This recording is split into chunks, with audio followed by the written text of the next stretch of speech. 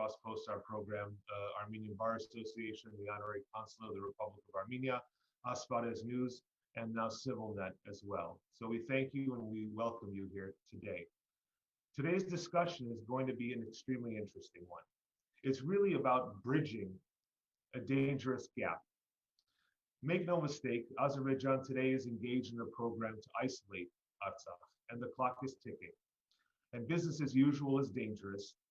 In some ways, it is what has gotten us into this mess.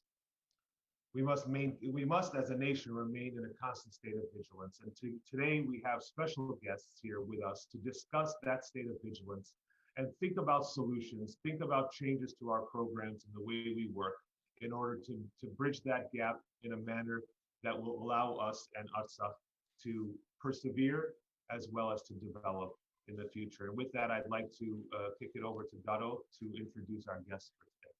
Thank you, Karnig, and good morning in Yerevan and Stepanakert. Good evening in the United States and good day everywhere else around the globe. Our three gentlemen who are joining us are no strangers to any of us, but nevertheless, I'm duty-bound to make a brief introduction. First and foremost is the Honorable Robert Petrosyan, who is, in my opinion, the ambassador of the Republic of Artsakh in the United States, officially referred to as the permanent representative of the United States in Washington, D.C. He has been in that capacity since February of 2009. Now we are talking about 12 years or so.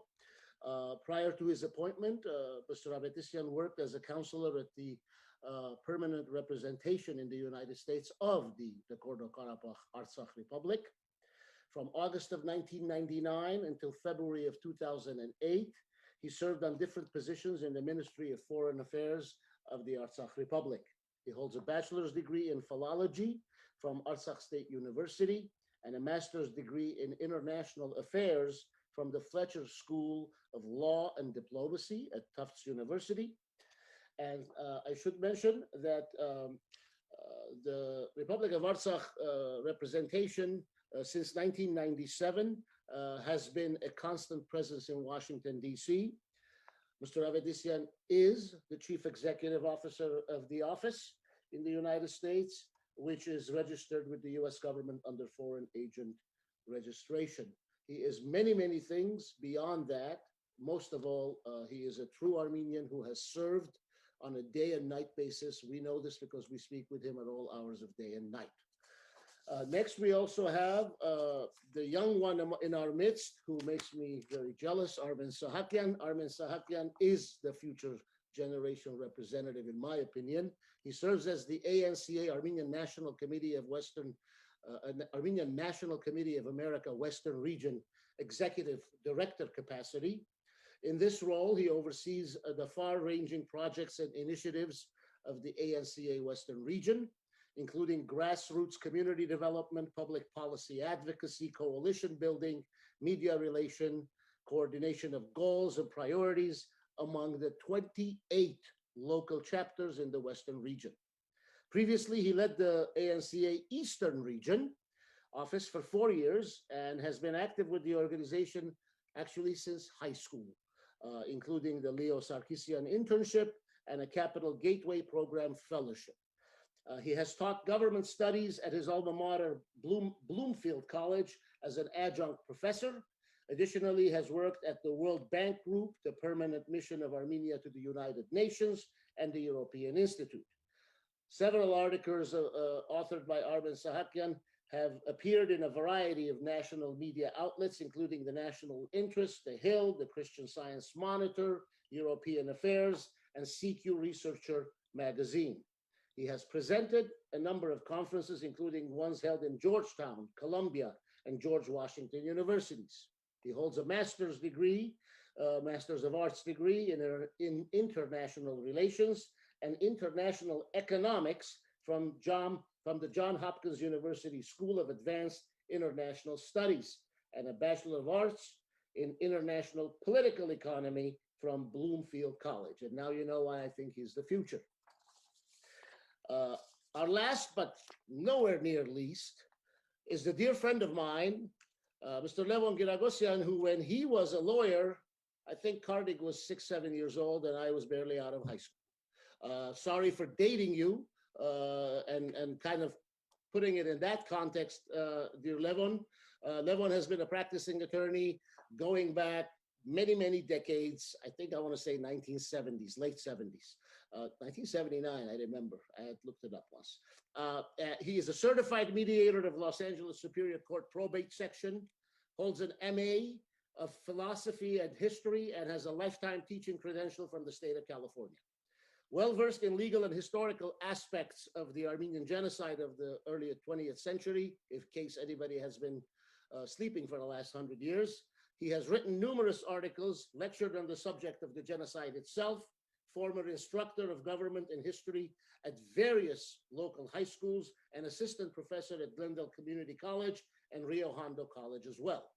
A founding member of the Armenian National Committee of America office in Washington, D.C., and served on its national board, Levon did, and has served as chairman of the Armenian National Committee Western Region and its board and subcommittees for many, many, many years before I even discovered my Armenian identity again.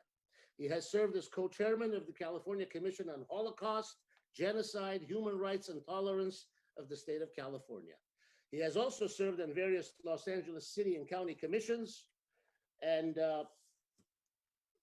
we should all do a fraction of what Levon has done. So between our three guests, we have the future, we have the present and pushing the future, and we have Artsakh reincarnate in the United States. Karnig, before I pass it on to you, I am duty bound. I told you previously I was going to make this comment.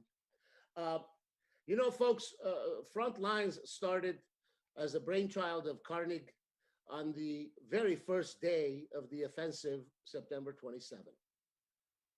Those of our audience members, or those who are not audience members but want to have opinions about what this is, I'm going to say this once. We are not interviewers. We are people who have opinions, strong ones at that, but we also have open minds. When we have a discussion with our guests, these are discussions with our guests, some of whom we agree with wholeheartedly, some of whom we agree somewhat and disagree somewhat, and some of whom we may disagree with altogether. It makes no difference. This is a place for intelligent, honest, open-minded discussion, all geared to make the front lines secure, front lines of Artsakh and Armenia. I'm going to laugh and say, I read a comment last week where someone referred to me on social media as a Sorosagan. Well, I could tell everybody I am a Torosagan. Torosagan. You know what that means? Think about it. Think about it. I'm all totally occupied with revolutions of society. Revolutions to make society better, and none before the Armenian society globally and nationwide in Armenia, in the global Armenian nation of Artsakh and Armenia. I will say it once, as I said, Karnig, thank you for giving me that opportunity. Let's go at it. Karnig? Thank you, Garo. And I'd like to really start with Robert, if I may, because I think that now with 3 months having passed since the signing of the trilateral statement, a period of time really which is double the length of time that the war itself took place over the 44 days. And a recurrent theme during the war was the existential nature of that war. You know, I posit, and I think many others, and probably I'm joined by pretty much everybody on this call with that, is that existential threat has not dissipated, that we remain under an existential threat. And as we see various segments of our society, you know, here, you know, in the United States, in the diaspora, in Armenia, and other places as well, with the sense of perhaps moving on from the war, I want to bring us back for a second to that point of existential threat. And I want you to tell us, if you could, about the nature of the current reality that Artsakh finds itself in today. And if you would describe, there have been major tectonic shifts, right? Where the protector, the provider of the physical security of Artsakh are no longer necessarily Armenian forces, but Russian peacekeepers. A lot has changed. Before we start getting into some of the issues and thinking forward, I want you kind of just to ground us a little bit in the new reality, and tell us a little bit more about the risks that you see that we as an Armenian nation globally need to be mindful of as we start to package our agendas moving forward. Thank you, Karnig, Garo, gentlemen. It's a pleasure to be here again, and thank you for looking me in again. Yes, unfortunately, our people continues to have many front lines, and unfortunately, Artsakh is one of the front lines. You've touched on various very important things, Karnig Jan. I think that as we try to digest and move this, whatever happened to Artsakh from our hearts to our minds, so we can process it and find ourselves in the new reality and find the ways how to move forward, it is very important to ask those questions and write and find the right answers, because the vision can be different, and that's normal. Just like Garo said, many people have different opinions on the same particular subject, but I think this is a question of discussion, and I'm glad to have this opportunity. Yes, we have to realize that Artsakh has been feeling that existential threat, not only for the past 3 months, but for decades and even centuries before that. As long as Artsakh was Armenian, it was a piece of land which was always targeted by the nomads and the newcomers, and they wanted to take this away from us. We kind of accommodated to that reality. I don't want to say that we got used to it, but we learned how to cope with that threat. And just like the history showed, staying united was the best option of overcoming that existential threat. And that's very important when you mention that our nation tries to move on. Of course, we have to move on. In our case, if we stand on one place, it will mean retreating. Yes, we have to move on, but we have to move on with that same understanding that we need each other, Artsakh, Armenia, and Diaspora, that Artsakh's existential threat should not be for a second disregarded or taken easy. And this is a too deep issue to be dealt with, not as among the top priorities for our nations. You mentioned also the security aspect. Yes, indeed, there are changes. There is a different paradigm. We have seen that in our past.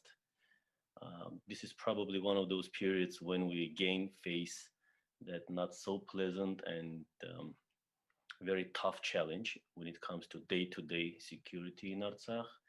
But I want to say that despite the military component, we need to make sure that the Armenian people as a whole remains the guarantor of security of Artsakh, because it is not only the man with the rifle, but it is the man who looks at that piece of land, who feels connection to that piece of land, piece of homeland, who takes it as a piece of homeland, and who is ready to ask the question what he or she can do to make that homeland get through these existential threats.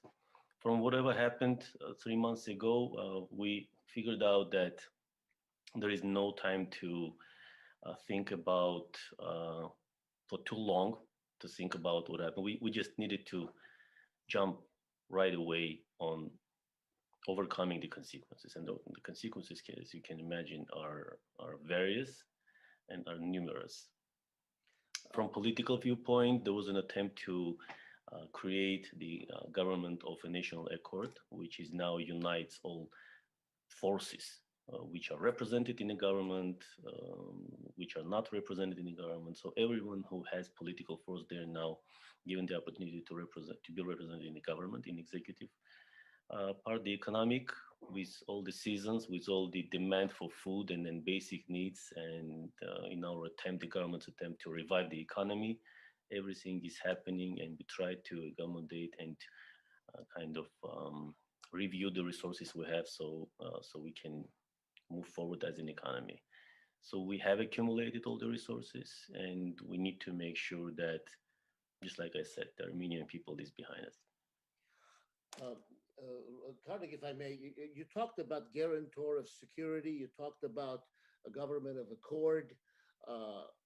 we are in agreement about securing the borders and those areas within the borders. We have with us a person who has mentored many a generation in Levon Giragosyan.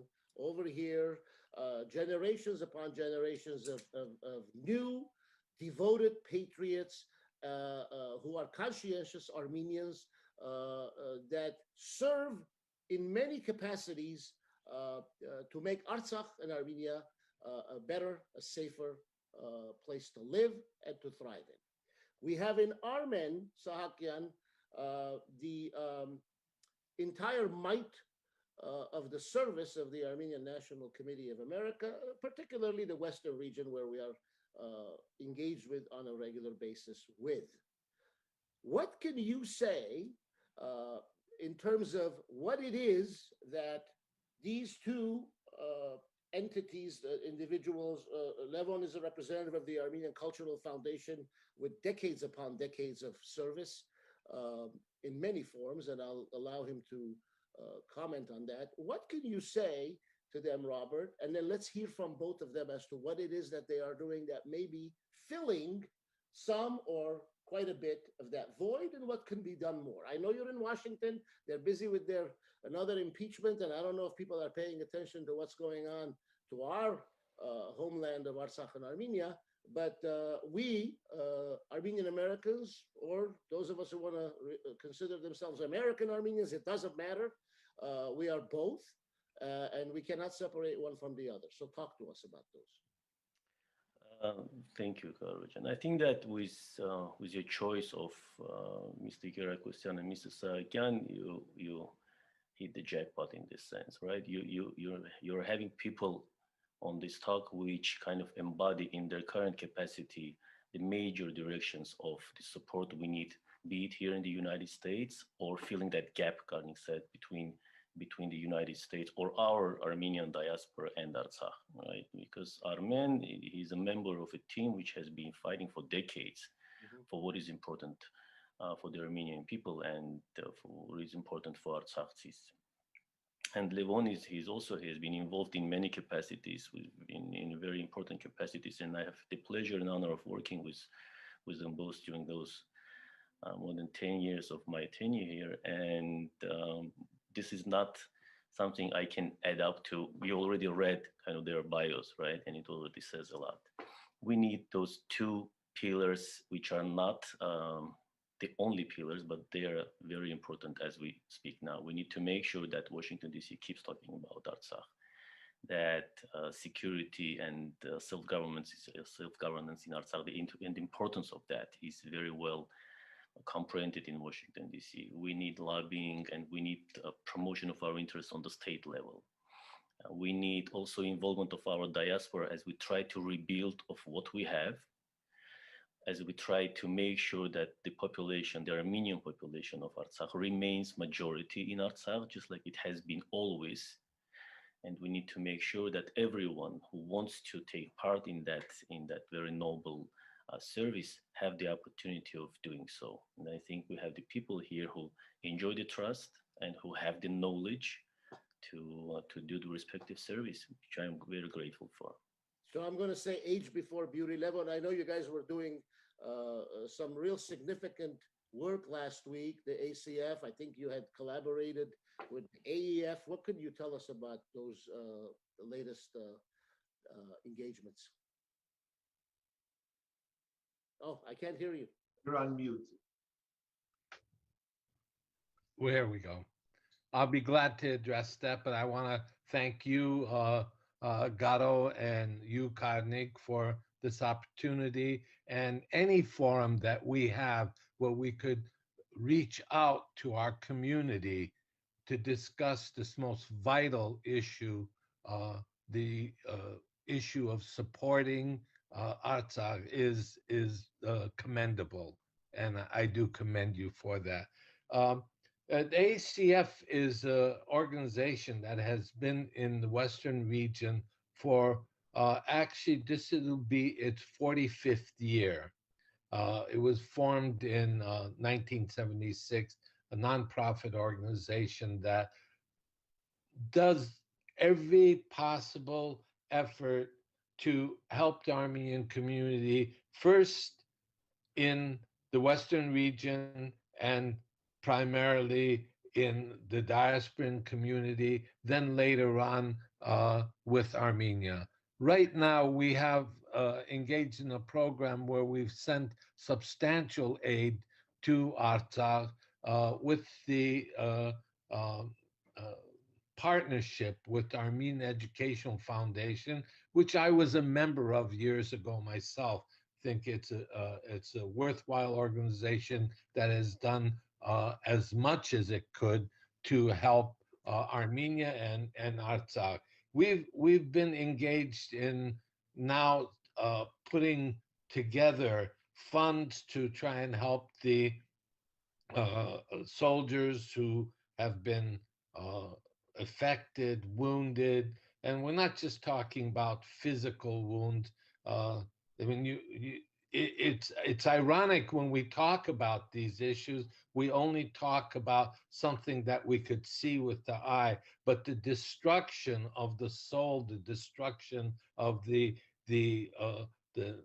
mentality of people who've suffered the stress of living in war is something we have to really look to also. The psychological effect of being homeless, the psychological effect of not being able to get your prisoner of war back home who is stuck inhumanely in Azerbaijan. So we've tried to put as much effort as possible to bring forces and bring the necessary funds to help Artsakh and of course Armenia, because the brunt of what has happened has been in Artsakh, but there's been significant impact on Armenia too. And so we need to put our efforts together. And of course, we've heard this, and you're right, I've been here for 50 years, Garo, and 50 years I've heard the word united, united. And it's only with our unity in every effort that we can overcome the adversities that we're facing with two huge enemies, the Turks and Azerbaijan. So there's more things that I can talk about, but as an introduction of what ACF has been doing and will continue to do, Robert, I promise you, all our efforts is to right now concentrate on the soldiers, the families who have had lost soldiers, the loved ones, the wounded soldiers, everything that we could do in that fashion. So I'll stop here and let Armin continue. Thank you, Levon.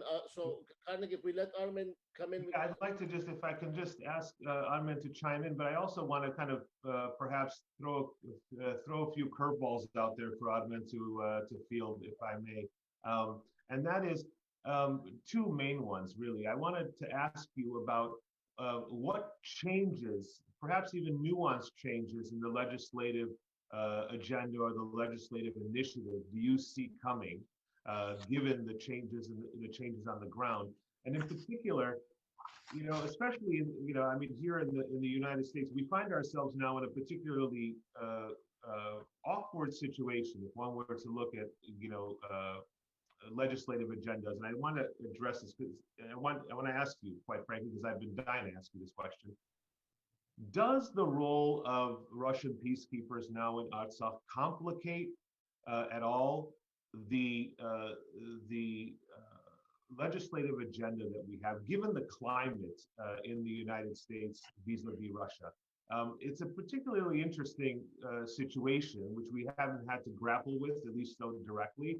So I'd like you, if you would, in addressing some of the agenda items that the ANC has, to touch on those points too, if you would.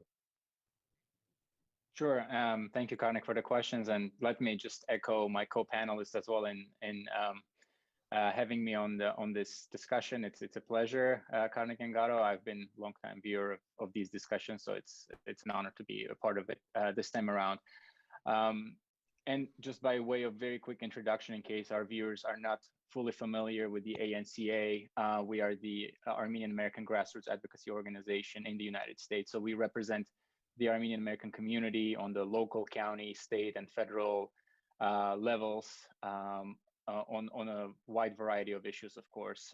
And lately, in the past few years at least, Artsakh has been probably #1 agenda item on for our advocacy.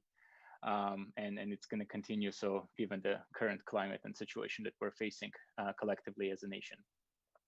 To your questions as to the changes in the legislative priorities, of course, there's going to be changes. There have been changes given the latest Turkish-Azerbaijani aggression against Artsakh and Armenia.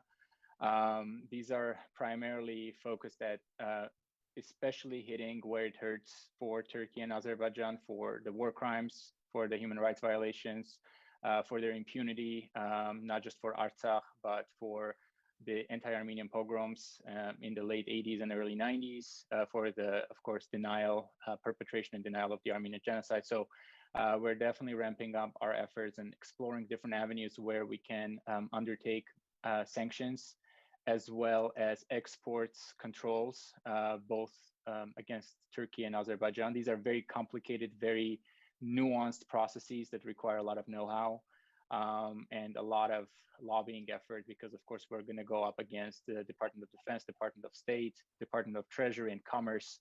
These are definitely not going to be easy tasks, but definitely necessary ones. There are several ways to pursue those.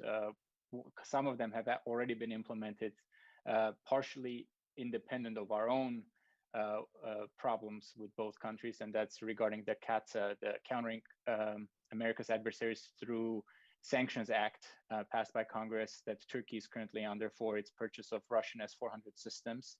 But then we're also trying to pursue the Magnitsky Act, or GLOMAG as it's known in the industry, as well as other forms of export controls when it comes to arms supplies and dual-use technology that could be sent to these countries. So that's kind of the broader agenda for the legislation. Parallel to that, of course, we're going to continue our efforts in passing Artsakh recognition resolutions anywhere and everywhere we can. We already have had some successes with that, of course, with Orange County, with Clark County in Nevada, some cities, some other entities that have come out in strong support. So that's definitely going to be an ongoing process, because for us, the statehood and independence of Artsakh and Artsakh's people's inalienable right to live in a country and under a government of their own choosing is non-negotiable. So that's always going to be a top priority. And then with the new challenges of the post-war situation we're facing, of course, the humanitarian aid, the emergency humanitarian aid is on top of our agenda as well. So the ANCA has been calling for $250 million in immediate assistance that would go to resolve a number of issues. And then beyond that, of course, the ongoing foreign assistance that the US has been providing since '96, if I'm not mistaken, for demining and other humanitarian purposes. So we are aiming for both immediate emergency aid as well as ongoing aid as well. And there's others, but maybe these are the top 3 that I would mention on our legislative agenda right now. If I may ask, Arman, you guys met, you met with the ANCA Western region, met with the 2 California congressmen in the region, both Congressman Schiff and Congressman Sherman. What can you tell us about that? That was just earlier this week. Yes, so we publicize those meetings, but of course these meetings are happening constantly on a regular basis, both with staff members as well as with members themselves. So this is an ongoing process. We publicize some, not others. Of course, Congressman Sherman and Schiff being some of our closest allies in Congress and having representing some of the largest Armenian American constituencies in the country, representing, of course, Southern California. So Congressman Schiff was actually one of the first ones, if not the first one, to call for the official US recognition of Artsakh's independence. That actually happened during the March for Victory that we organized in LA, and he was speaking there. Absolutely. He walked us the whole distance, yeah. Mm-hmm. So we discussed these ongoing issues with them. I mean, we presented the situation. They've both traveled to the region themselves. They know issues very closely and intimately, in many instances, much better than I think many Armenians, and they've been great allies for us. So we discussed the ongoing, of course, humanitarian issues, the rampant Armenophobia that's going through not only the region, but also touching us here in the United States and other parts of the world. In San Francisco, of course, the 3 different hate crimes that were perpetrated is probably the latest example of that. So we raised issues on that. Continuing to deepen the US-Armenia strategic partnership, economic opportunities, and other humanitarian opportunities that the United States can engage on. Parallel to, of course, the US re-engagement, the immediate need of US re-engagement robustly in the OSCE Minsk group process, because that seat has been abdicated for a few months. So we're also working very hard on that front as well. And then maybe I'll end with the, of course, we have April 24th around the corner. So some discussions took place around that, coming at the heels of the historic passage of the Armenian Genocide Reaffirmation Resolution in 2019, and Congressman Schiff being the principal Democratic co-author of that. We were discussing how do we move forward here, given the new realities of the post-war situation in the region. If I can just jump in, thank you, Admin. I want to ask Robert, Admin brought up the OSCE Minsk process. What is the status of that process as we sit here today? Has there been substantive engagement? Do you foresee increasing engagement with the, given the change in government here in the United States, by the United States? Just generally, we haven't heard much from the OSCE Minsk group. Is there something behind that, or what do you, what are your thoughts on where it is and where it's going currently? Thank you, Karnig. And also, probably part of that question is when you try to figure out how the current reality on the ground can affect the U.S. legislative agenda, right? That is a general picture, because the United States is a member of the OSCE Minsk group along with Russia and France. Yes, there were electoral processes and these COVID-related restrictions. They also kind of affected the travel abilities, and everything stopped. And the aggression finally kind of changed the situation into this situation on the ground, which probably takes a while in the capitals to digest what's going on and their possible role and the ways of restoration of their roles. We can judge from the statements that the vision is to resume the Minsk process. It was also voiced from Moscow, which is the peacekeeping force in Artsakh. There was also different statements from European capitals, members of the OSCE, not the co-chairs, but members of the Minsk group, which is a bigger number than those 3 co-chairs.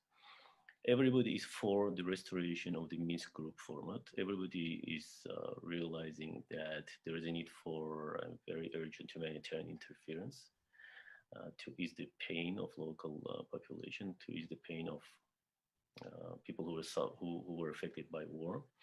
We haven't seen any any step, any action in this regard. We hope that the preparations are on, because we have seen informations in the media from time to time that something is going to happen. But there is no any trip so far. The general understanding is that there is a preparation stage to resume more comprehensive talks around this. And this is very important, because just like in your opening statement, right, there's a statement which was signed on November 10th. Statement is the weakest diplomatic document. And we realize that many things happened based on that statement, but it needs to go further diplomatically. It needs to turn into something heavier, much more comprehensive, and it would imply a reality which would provide opportunities for a much more long-term and sustainable peace, because whatever we have now, it's very tough, it's very fragile, and we need to make sure that the situation is more stable, the situation is more clear. We know where it ends, and Azerbaijan has clear kind of demarcation, not only of the border, but also of his desires and political demands from Artsakh. Thank you, Robert. And if I may, Garo, I just want to ask Levon a question regarding, Robert brought up the idea of, the value of stability at this, in this juncture. And I think that applies to diaspora and the diaspora institutions as well. You're somebody who was involved in during earthquake relief, during the first Qarabakh war, during the blockade. You've seen many, I guess I would say, historic moments that the diaspora has had to have an institutional involvement in the lifeline to Armenia and to Artsakh. I want to ask you, particularly as we talk about this new period that we're in, what does it take in order to motivate and structure our organizations and our diaspora and our youth, really, to want to bite off something this significant? These are historic moments. We know that, and you've been at the helm of a number of organizations that have persevered and have provided a very historic moments in the Armenian nation's recent history. And I think that, at least in my opinion, and I think in the opinion of many people, we're actually in a very historic moment. This is an historic turning point. This is, these little decisions now will set huge trajectories for the future, huge vectors for the future. I guess if I could ask you to opine a little bit about what your recommendations and thoughts are. How do you create institutions, especially among younger community activists here in the United States and throughout the diaspora, to remain vigilant and remain involved in what the future, as difficult as it may be over the next few months and next few years, to make it their life commitment, to remain a participant and not just an observer?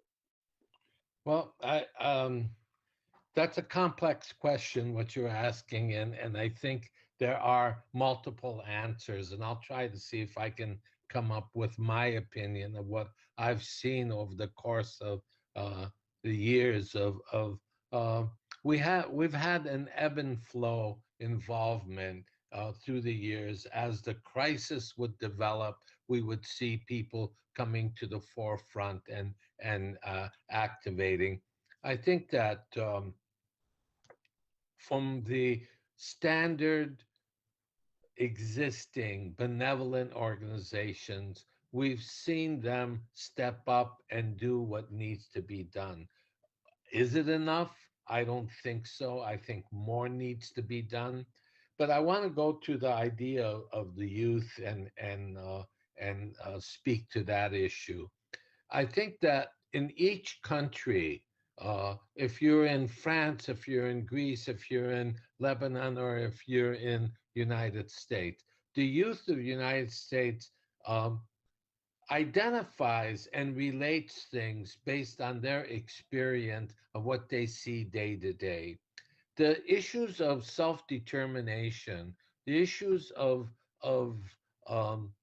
existential determination, the issues of democracy, the issues of being able to assert these things that we take so for granted living in a country like the United States, is something that if we would be able to translate and do a comparative, saying that the issue of Artsakh having the right to self-determination is one of the foremost things that as a human being we take for granted that we should be now struggling for. I go to the Madrid Principles and we hear that, and I know I represent a nonprofit organization, but we see all of this. And when the European Community, United Nations, was insisting on the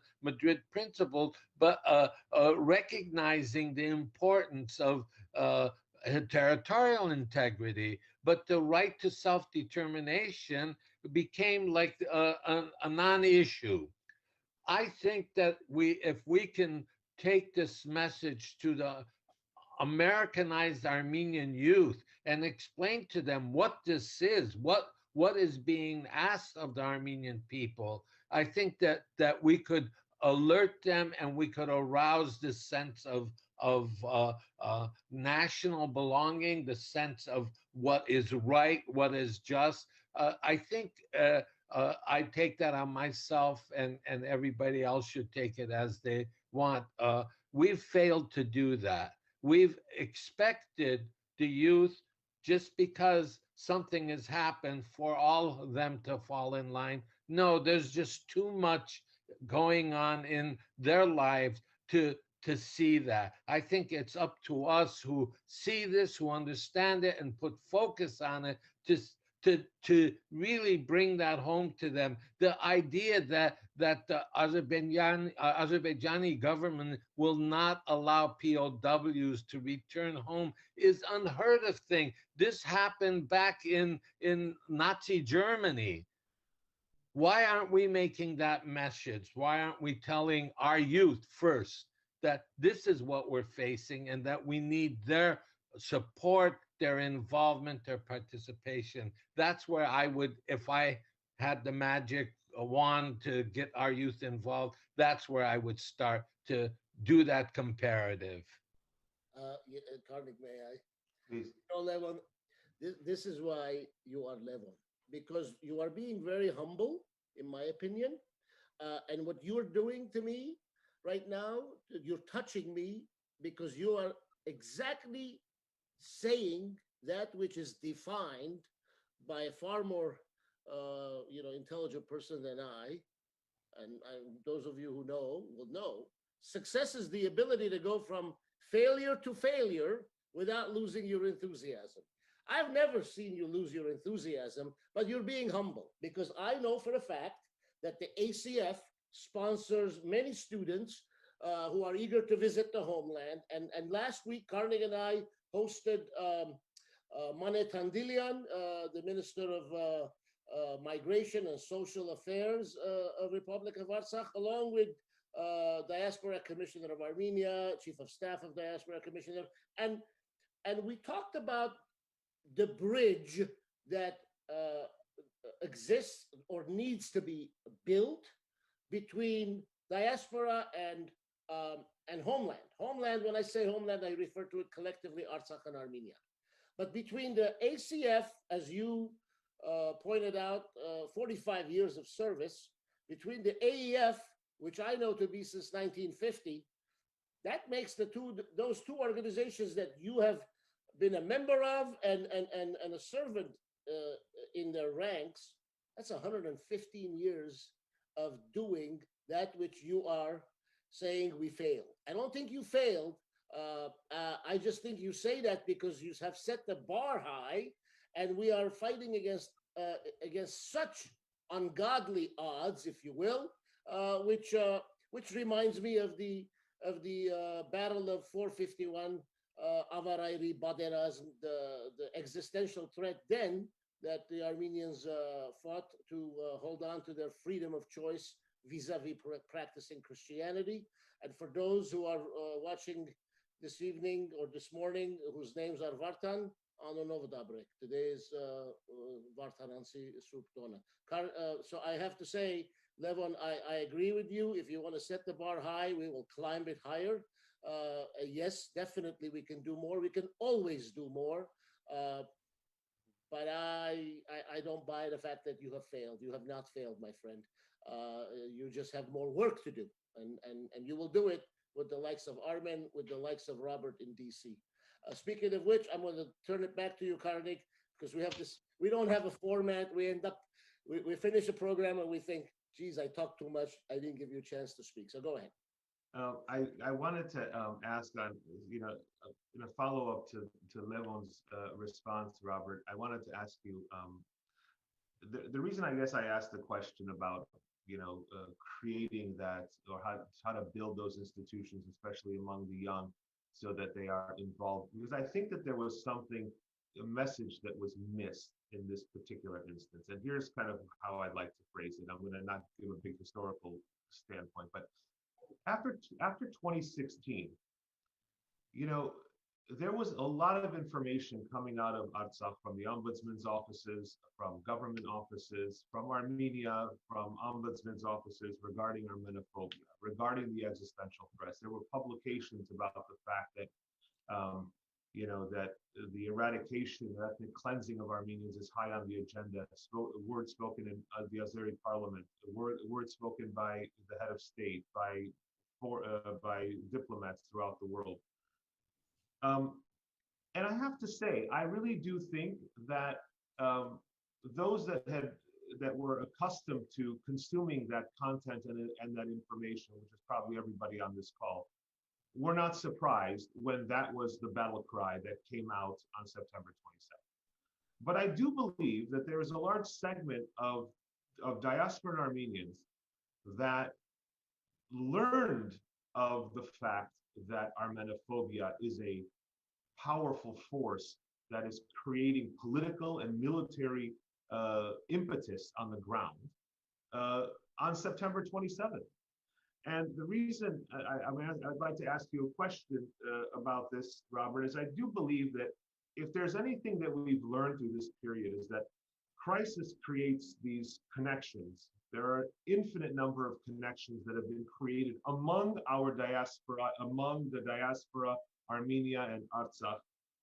And what do you see as how to enrich those connections in order to really create the sense of community that is a knowing and, I hate to use a kind of a word on the street, but a woke community, as the saying goes, that we are feeling and seeing the things that the Artsakhi is feeling and seeing, so that as a community, we are ready on the dime.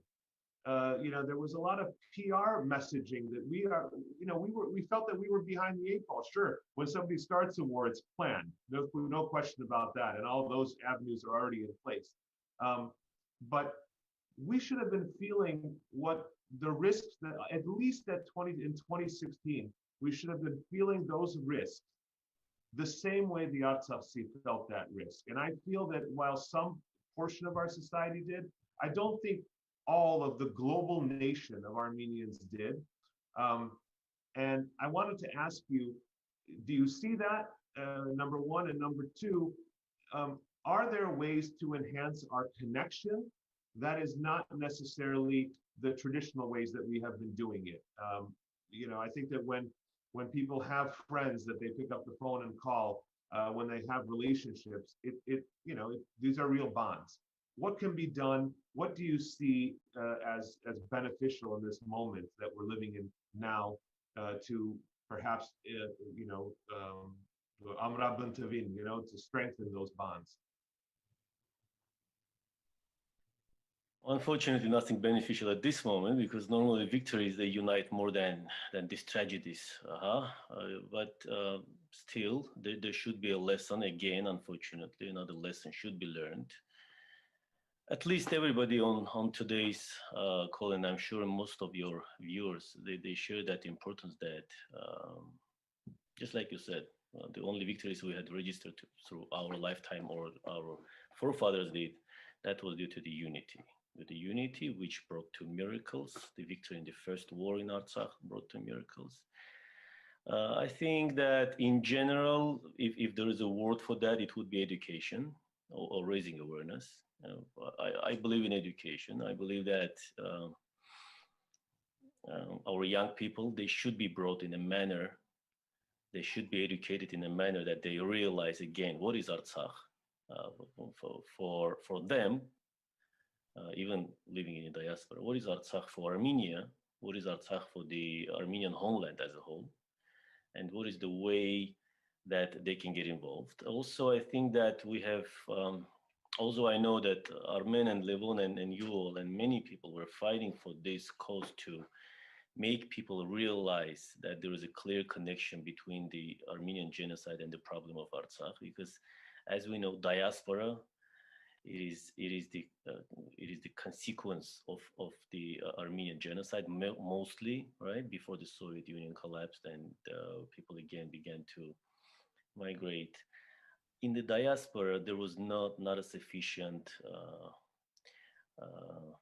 awareness of how the Artsakh problem is tightly, or how tightly the Artsakh problem is interconnected to the genocide problem. Many people don't know that the same Nuri Pasha attacked Artsakh in 1918 during the Armenian genocide. Many people don't know that they massacred Shushi in 1920, Turkish troops. And when you mention April 2016, Armen mentions Sumgait and Baku and other instances which demonstrate for us that if the number one question for any Armenian living in the diaspora is the issue of the genocide, then the Artsakh is his or her concern.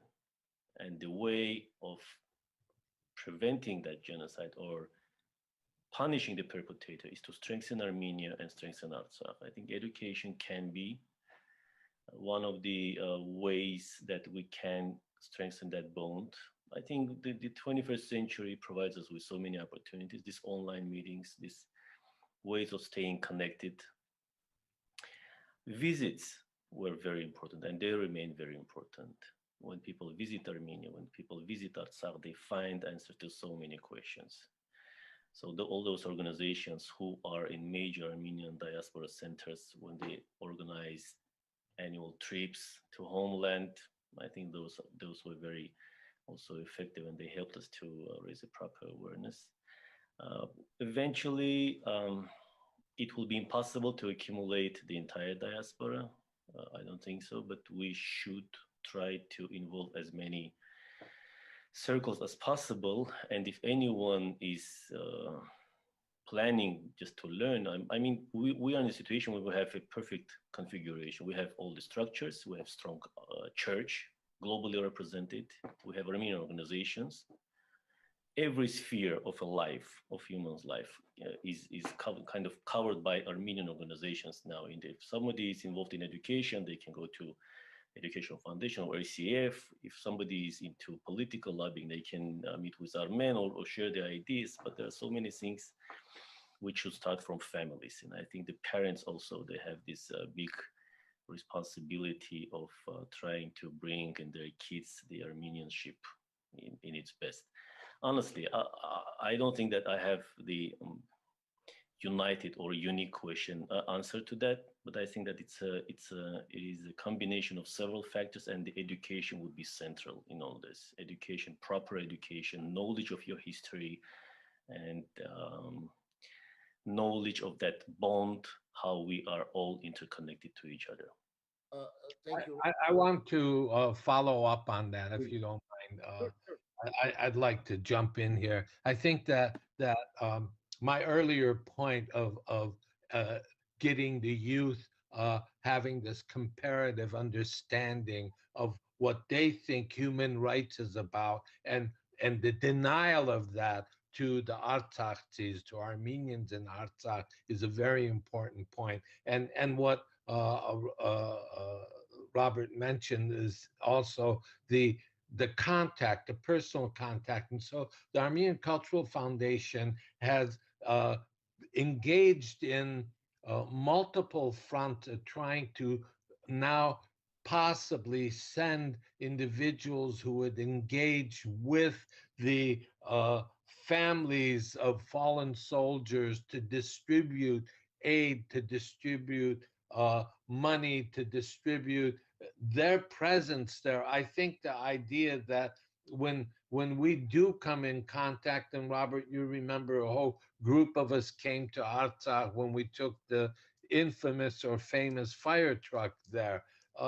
We had 4 or 5 people who had never been involved with anything, any type of Armenian related activities, and they became converts the moment they entered Artsakh, the moment they saw what was going on. So that exchange of human beings going back and forth, and I know the COVID pandemic didn't help matters. That kind of made things more difficult. But I see a positive thing. I see that we are now beginning to realize that it's, again, our efforts, our unity, our participation, our reaching out to each other is what's going to make the difference.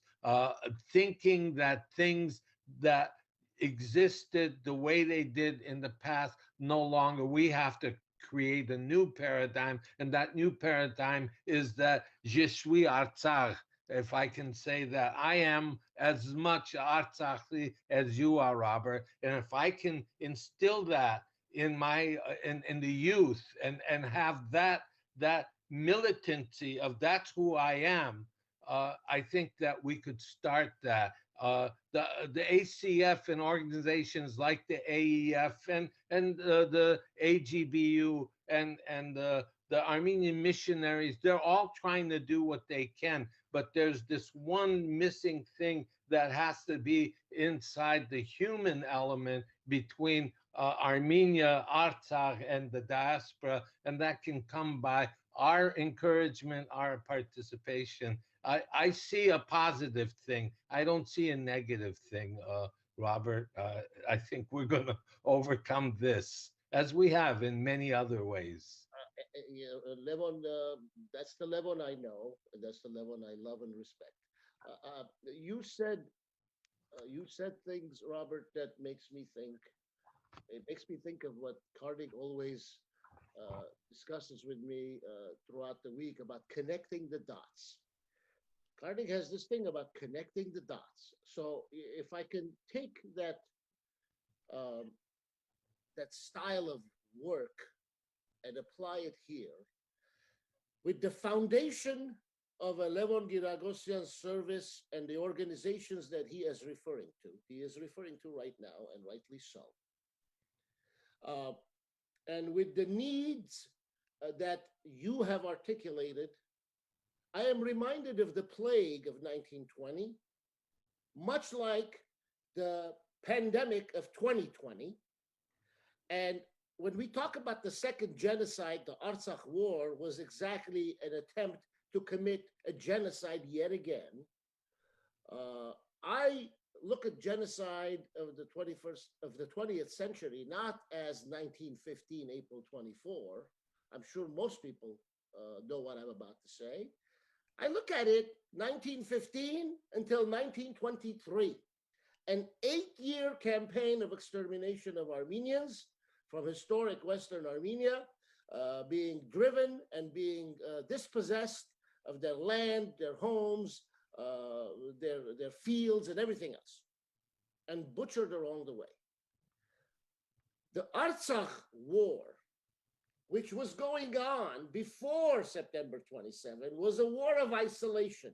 We had talked about it in Stepanakert, all of us together. We had talked about it in DC during our visits. It was a war of political isolation to keep that area, those people, and their right of self-determination, and someone like you, Robert, to be given a label of permanent representative versus an ambassador because you don't exist in that hierarchy. You are a second-class world citizen. Well, now it has evolved into something entirely more sinister. It has evolved into an actual physical isolation and encirclement where we know there are issues going in and out, and we know that you, Robert, and others are working on it. I want to know from our men, when you speak to legislatures, here are representatives from California or the Western United States, all the way to Washington. What, if anything, the United States of America is doing in terms of loosening that noose around Armenians of Artsakh neck? And how are we going to connect those dots from activism and service of decades-long organizations, the likes of decades-old Levon, to the teenagers of Artsakh, those who went and fought, those who saw their brothers and sisters give their lives? How are we going to connect the dots? I look to you, Armen, because you're the new generation, and we will support you. Of course, we will support you. We will partner with you. We will do everything. But what is your thought from ANCA perspective, from advocacy, from connecting the dots, so that we can draw the line for all others to see, and for it not to be just evaporating in thin air? Yes, Garo, you're raising a very critical issue, and I think this whole discussion is very important. I think it's timely and always has to kind of evolve over time.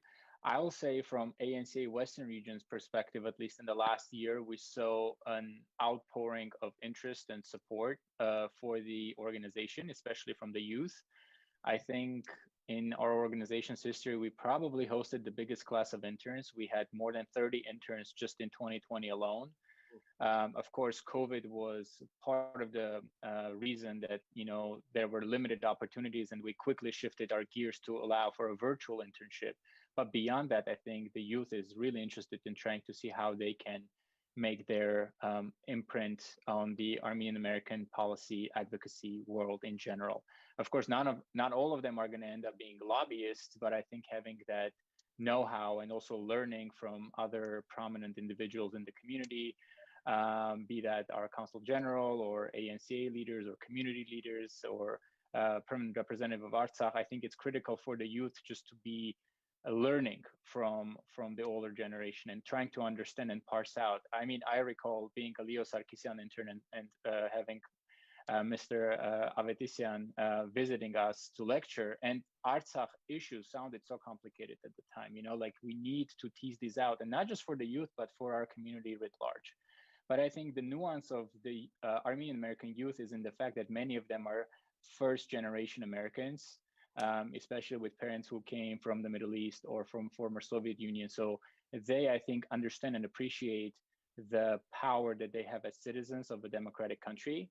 And we need to harness that and instill in them the idea that they can make a difference. And then I think right now seeing other civil movements and civil rights discussions happening in the country, be that with the African American community or the Native American community or Asian American community now with this whole COVID-19 related discrimination and all kinds of despicable acts that we're seeing geared towards that community. I think our youth and our community in general should see the value in engaging in more robust manner through the organizations like the ANCA with their legislators on the local, state, and federal level, because at the end of the day, these people are the ones representing us and our views and values in respective echelons of government. So we need to, I think, really drill on that message, as well as on the fact that I think for the longest time, it was always seen that the Armenian identity and your professional success are mutually exclusive. So I think that that paradigm needs to be broken down once and for all, that you can be a good governor and be a good Armenian. You can be a good lawyer and a good Armenian. You can be a good policymaker and a good Armenian. I think in many respects, people become a four-star general of the United States Air Force, but don't necessarily then live up to their Armenian identity. Or vice versa. If you're a good Armenian, then you cannot be a good professional in any way. So I think this stereotype of sorts, if I may call it such, needs to be broken down. And I think people like Serge Tankian, like the Armenian American celebrities in different industries have, I think, given this new renaissance in the youth that you can have both. You can have your cake and eat it too in this scenario. So I think the more we propagate that, the better it's going to be for us. And we need to encourage Armenian Americans to, explore that and become really the best professionals they can be in their industry and maintain their connection to their homeland, to the Armenian American community organizations, to the church, to their identity and to their roots. So that's kind of my 2 cents contribution to this conversation. And the last thing I maybe want to do, and that's more of a personal shout out, is a colleague and a friend of mine, Arsen Shirvanyan, who in the midst of the war, he was our government affairs director, is our government affairs director at the ANC Western Region, took a leave of absence and went to Artsakh to try to help people on the ground. So that needs to be encouraged as well. Going to Armenia, going to Artsakh and seeing how you can contribute. Can you volunteer through Birthright Armenia or Armenia Volunteer Corps, or just solo on your own? Of course, the physical connection with the homeland, even if it's just a 1-week tourist trip, should be part of that kind of package as well. Ahmed, you brought up a really interesting point, and it makes me recall the interview we had with the Artsakh foreign minister 2 weeks ago. The idea of patriotism and professionalism, those are the 2 pillars that we should be encouraging within our society, within the diaspora as well. And I think that, you know, it's so important. I think that that's a theme that seems to run through a lot of our work, a lot of our organizations, and I think it's important to remind people of that. I think that the foreign minister said that one without the other doesn't do us much good in this new era that we're living in. So I think it's very important to stress the importance and the value of both. And I want to turn, now that I've alluded to your boss, Robert, I want to ask you a question. And we're kind of nearing the end of our time, so this will probably be my last question. But I'd like to ask you, Robert. The second Qarabakh War really introduced the idea of Artsakh, again, to the surprise of many Armenians, Artsakh and Armenia as part of the greater Middle East. We've had on our program in the past Grigor Hovhannisyan, who was the ambassador to Armenia's ambassador to the United States, and then also deputy foreign minister, and also served in UN posts throughout the Middle East as well. And he was the one that kind of introduced the idea, at least to our discussions, of the fact of, the greater Middle East. I think we saw a lot of power players in the region and the Caucasus that had come in from the Middle East, not the least of which are the Syrian mercenaries that Turkey brought in. Given the fact of this new reality, that the world has gotten a little bit smaller for the South Caucasus and for Artsakh, and understanding that the situation is very new on the ground and it might not have an answer or might not be able to, obviously delve too far into it. But my question is this: what are the new or existing foreign policy initiatives of Artsakh in this new period, particularly with respect to our near neighbors? Now I'm going to say Armenia and Russia, right? Each plays a vital role in the current status, as well as these relationships that have developed over the years, with European parliaments, obviously with your presence here in the United States. And I remember a trip to South America that you were on with the previous foreign minister, Mr. Maïlian, as well.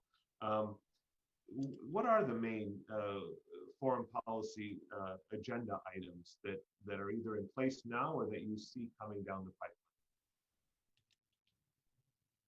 Thank you, Karnig. I think that the main priorities remain the same, mostly. We can say that the number one is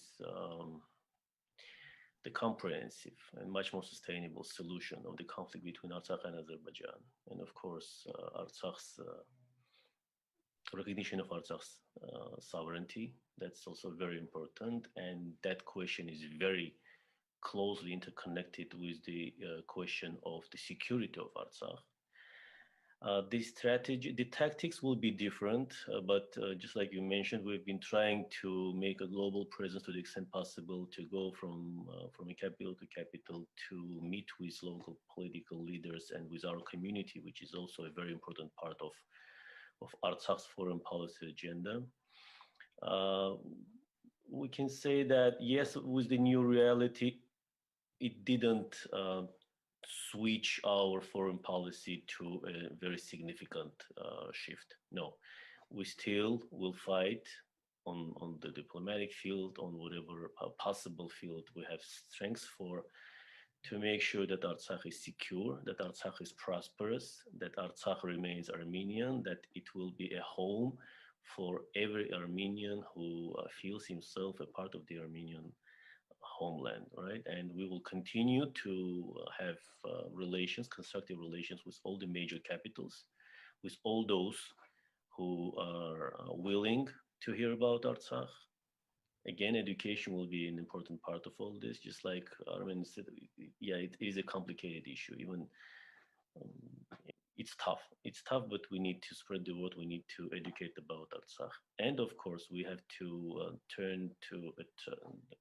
Once again, try to become as soon as possible a place for attractive business investments. I know that this is too fresh and this is the war kind of still smoldering, but we need to make sure that Artsakh recuperates from this tragedy as soon as possible and strengthens and finds itself, because Artsakh, just like the same foreign minister you mentioned, Mr. Babayan has mentioned, the South Caucasus without Artsakh is an absolutely different story than South Caucasus with Artsakh is a much more predictable, is a much more favorable configuration for major capitals. And we need assistance of international community, major democratic powers and major economic powers to make sure that it remains as such. Thank you very much, Robert. And I want to thank each of our guests today.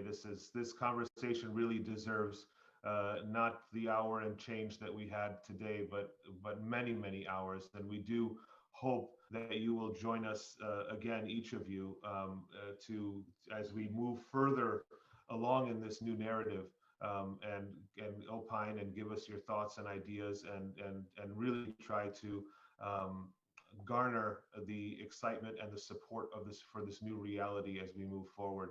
I think it's really important.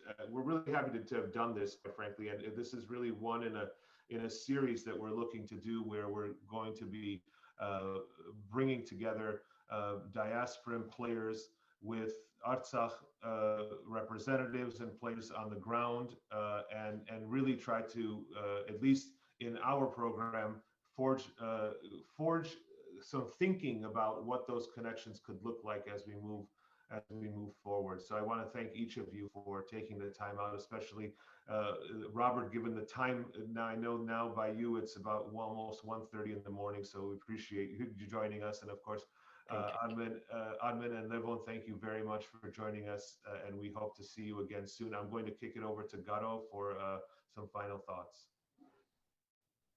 Thank you all for being here, first of all. Second, as vehicles go, I could say this: whether you're a trailblazer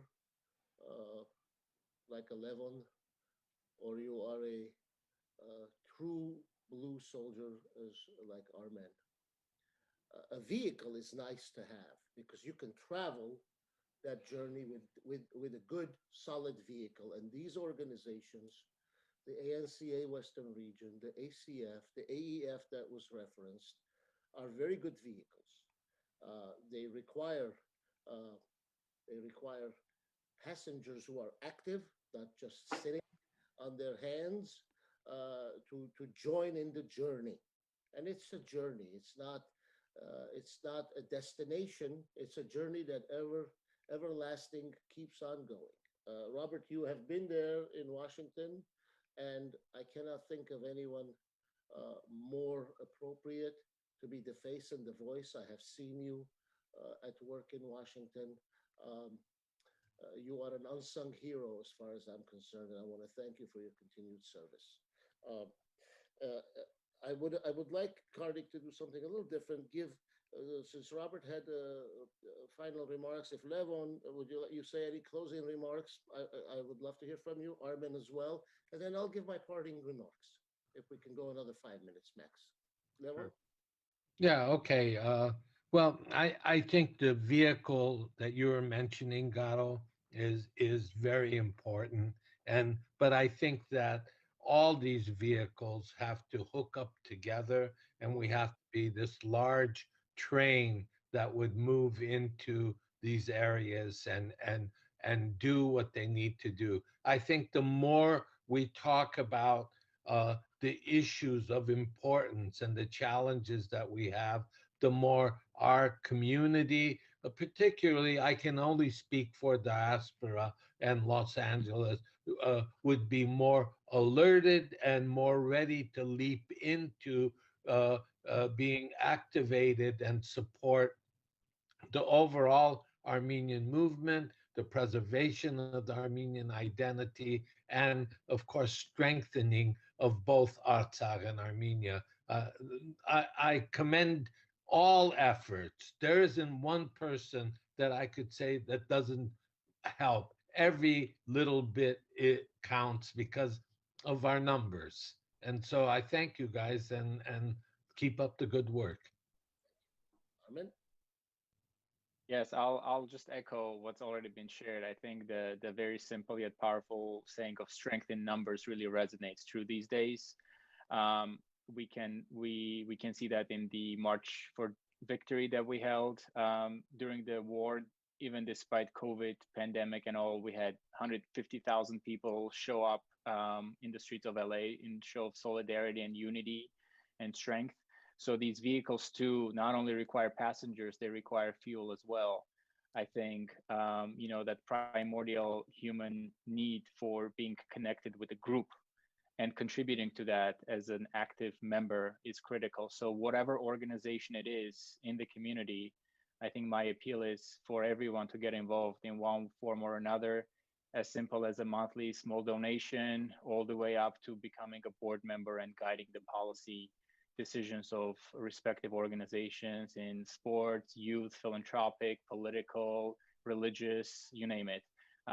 Thankfully, we have no shortage of those, but we do have shortage of people, not shortage, but there's always extra capacity to absorb more people into these vehicles to have us go faster and more efficiently and get to the destination that we intend to. So that's kind of my closing remarks on this. And thank you, Garo and Karnig, of course, as always, for having us and for having these important discussions ongoing. I think it's only through robust and honest conversations and debates that we as a nation can come to truths and chart our course forward to ensure that we are successful in our survival and in our prosperity.